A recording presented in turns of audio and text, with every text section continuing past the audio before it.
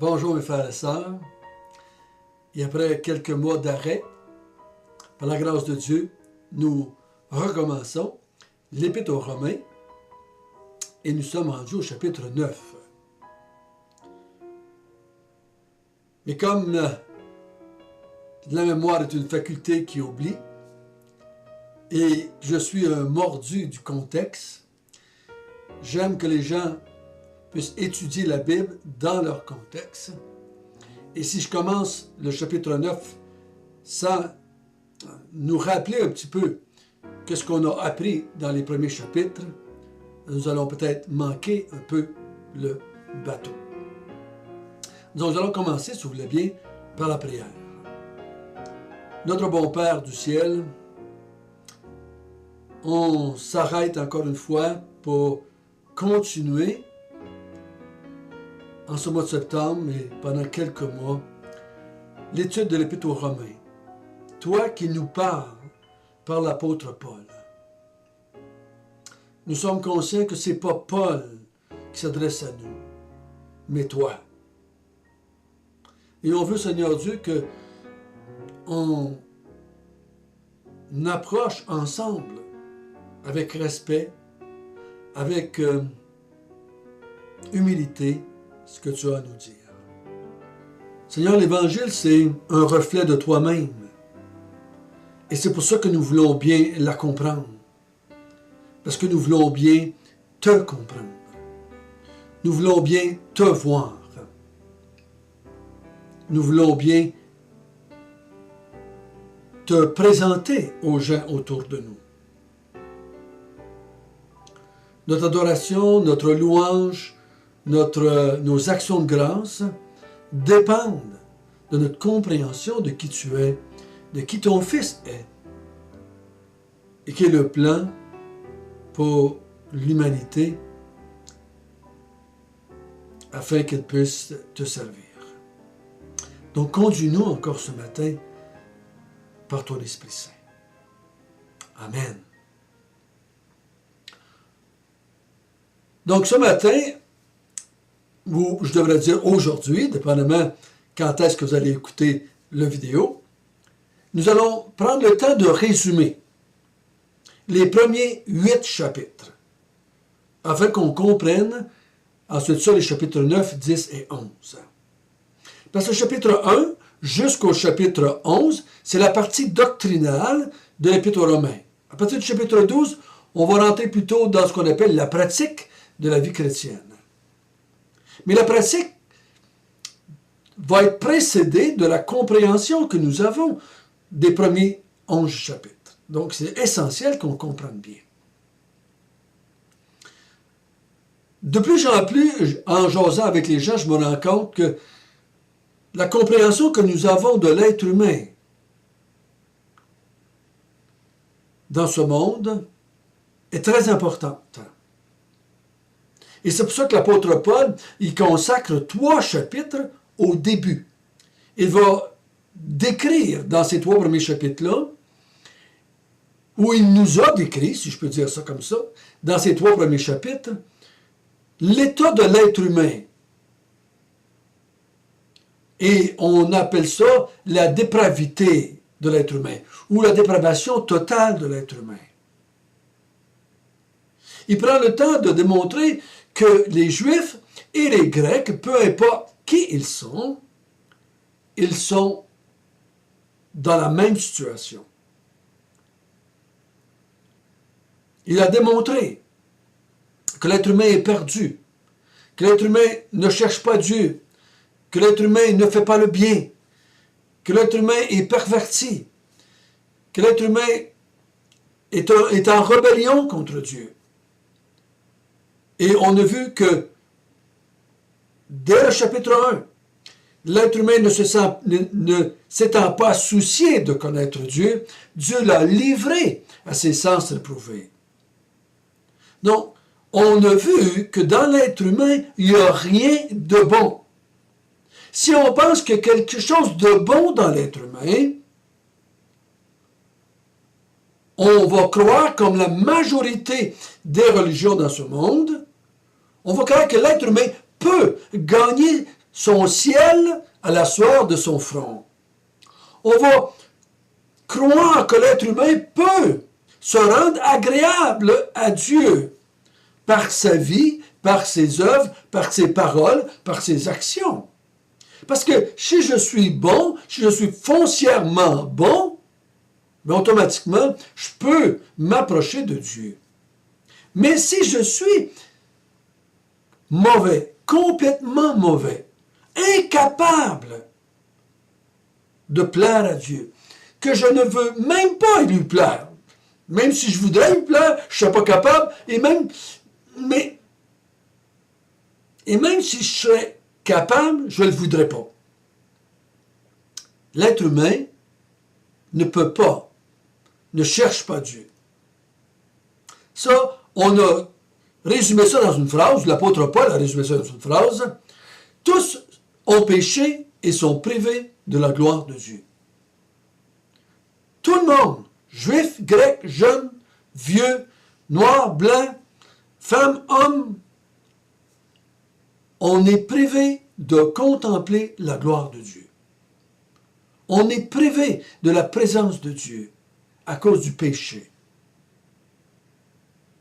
Donc, l'homme n'étant pas capable, c'est pour ça que l'apôtre Paul va dire, c'est pour cela que nous croyons que l'être humain est justifié par le sacrifice propitiatoire de Dieu, rendre propice Dieu. Donc Dieu a envoyé son Fils Jésus sur la terre. Christ va mourir et va ainsi calmer la colère de Dieu qui est contre l'homme, parce que l'homme s'est détourné de lui, l'homme l'a rejeté, l'homme est rebelle.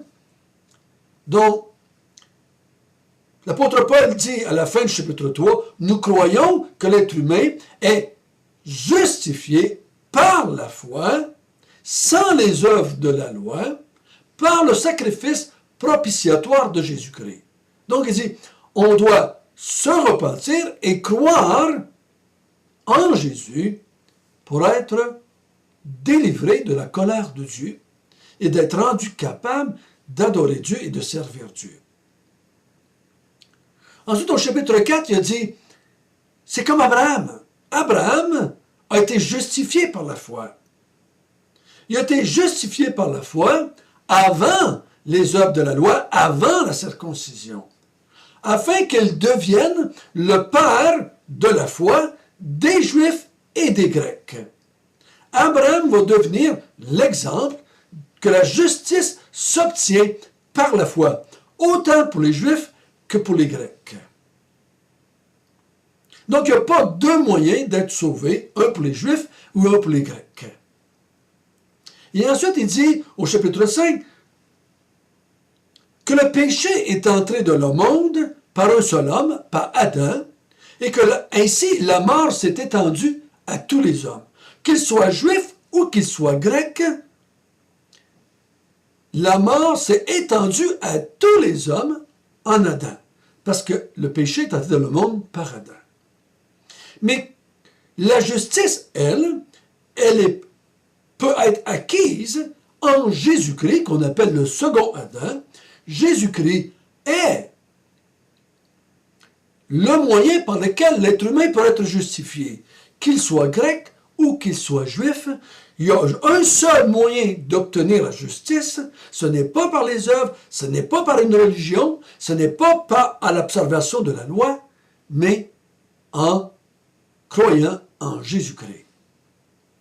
Ensuite, l'apôtre Paul nous dit que celui qui croit va vivre pour Dieu, va servir Dieu, va être un esclave de Dieu, va prendre son corps puis va servir et adorer Dieu et louer Dieu. Et ceci est rendu possible parce que nous ne sommes pas sous la loi, mais sous la grâce. C'est la grâce qui rend les croyants capables de servir Dieu. Parce que si on servirait Dieu sous la loi, la loi nous condamnerait, nous rendrait incapables de servir Dieu. Mais parce que nous sommes sous la grâce, nous pouvons utiliser notre vie pour servir Dieu. On a vu au chapitre 7 que nous ne sommes plus sous la loi, nous avons été délivrés de la loi. Puis là, il a pris l'exemple de la femme qui est mariée à un homme, elle est liée à son mari jusqu'à temps que le mari meure. Quand le mari meurt, elle est dégagée de son engagement, elle est dégagée de la loi et elle peut se marier avec quelqu'un d'autre. Il dit, si elle se marie avec quelqu'un d'autre pendant que son mari est vivant, elle fait un péché, elle va contre la loi, mais si son mari meurt, elle peut se marier avec un autre et elle ne pêche pas. Il prend cet exemple-là pour dire que nous, on n'est plus liés à la loi parce que nous sommes morts à Jésus-Christ. Nous sommes morts à la loi. Nous ne sommes plus attachés par la loi. Nous ne sommes plus redevables à la loi. Nous ne sommes plus sous la tutelle de la loi parce que nous sommes morts en Jésus-Christ à la loi. La loi exigeait la mort du pécheur et Christ a subi la mort pour nous et donc nous sommes dégagés de la loi. À la fin du chapitre 7, on a vu ensemble l'apôtre Paul crier et dire « Qui me délivrera de ce corps de mort ?» Parce que Paul nous a fait voir au chapitre 7 que l'être humain est encore, malgré qu'il est chrétien, malgré qu'il s'est converti, malgré que maintenant il est un enfant de Dieu, il pêche encore. Il dit le bien que j'aimerais faire, j'arrive pas à le faire. Et le mal que je voudrais pas faire, je le fais. Il dit, qui me délivrera de ce corps de mort? Et là, l'apôtre Paul, dans le chapitre 8, nous fait tourner les regards vers l'avenir. Il dit, je ne pourrais pas être délivré de ce corps de mort ici, dans ce monde.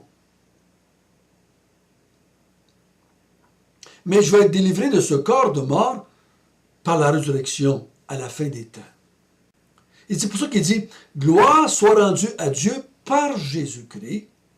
C'est comme ça que je vais être délivré de ce corps de mort. C'est pas en faisant une bonne vie chrétienne, c'est pas en obéissant, ce n'est pas en priant que je vais me délivrer de ce corps de mort, mais c'est par la résurrection, par Jésus-Christ, parce que Jésus-Christ est ressuscité des morts, donc sa résurrection devient la mienne, parce que je me suis associé à lui, je me suis uni à lui, comme on a vu au chapitre 6, je suis venu même plan en sa mort et en sa résurrection.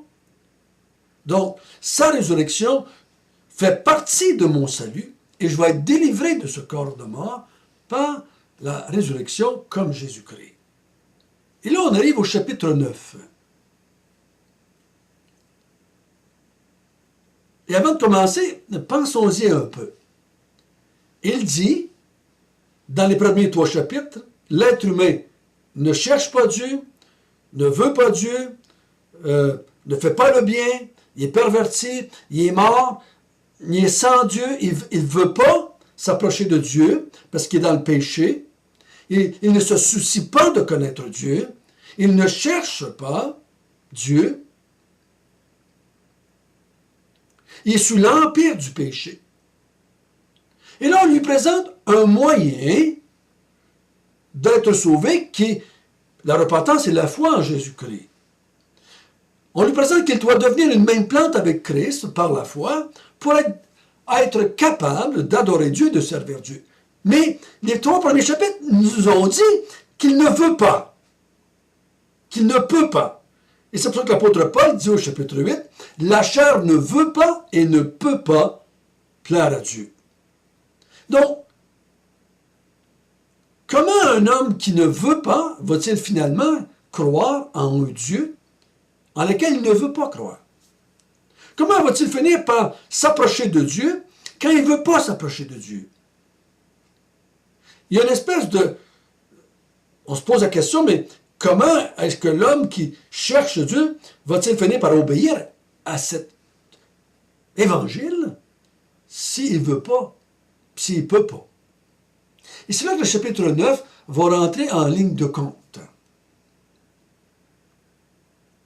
C'est là que le chapitre 9, 10 et 11 vont nous montrer comment des êtres qui ne veulent pas Dieu, qui haïssent Dieu, qui rejettent Dieu, qui s'éloignent de Dieu, qui sont morts au péché, qui sont privés de la gloire de Dieu, qui ne se soucient pas de connaître Dieu, qui sont idolâtres, vont finalement croire en Dieu et devenir le même plan avec Dieu. Dans ces 3 chapitres-là aussi, il va se servir d'Israël pour nous montrer que il faut une intervention divine pour que l'être humain puisse se tourner vers Dieu et croire en Dieu. Dans les 3 chapitres qui viennent, le mot Israël ou Israélite ou Juif revient 15 fois en 3 chapitres. Donc, il va mettre une emphase. Il va parler de ses frères dans la foi. Il va parler de ceux qui sont les Juifs, ceux qui sont à la base de la foi chrétienne, ceux dont Dieu s'est servi pour emmener l'Évangile, pour produire le Messie, pour proclamer l'Évangile. Il va se servir d'eux autres, de ces hommes-là, de ces femmes-là, de ce peuple-là, pour nous aider à comprendre que l'être humain ne pourra jamais se tourner vers un Dieu qu'il déteste pour être sauvé, à moins que Dieu intervienne, à moins que Dieu fasse quelque chose. C'est ce que nous allons voir à partir de demain. Si vous n'avez pas écouté les vidéos du chapitre 1 jusqu'au chapitre 8, je vous encourage à les écouter avant de commencer le chapitre 9. Parce que vous allez avoir de la misère à comprendre les raisons d'être de ce qu'on va voir dans le chapitre 9. Notre bon Père du ciel, aide-nous à bien comprendre ce que nous avons vu jusqu'à date. Qu'on se résume dans notre tête, dans nos cœurs, ce que les grandes vérités des premiers 8 chapitres. Ça va nous aider à comprendre les vérités merveilleuses du chapitre 9, 10 et 11. Que ton esprit, Seigneur, nous anime pendant les mois qui s'en viennent. Parce que tu vas nous révéler ce que la Bible appelle des mystères. Pas des choses qui sont incompréhensibles, mais des choses qui avaient été cachées pendant longtemps, mais qui ont été révélées en Jésus-Christ. Au nom de Jésus, Amen.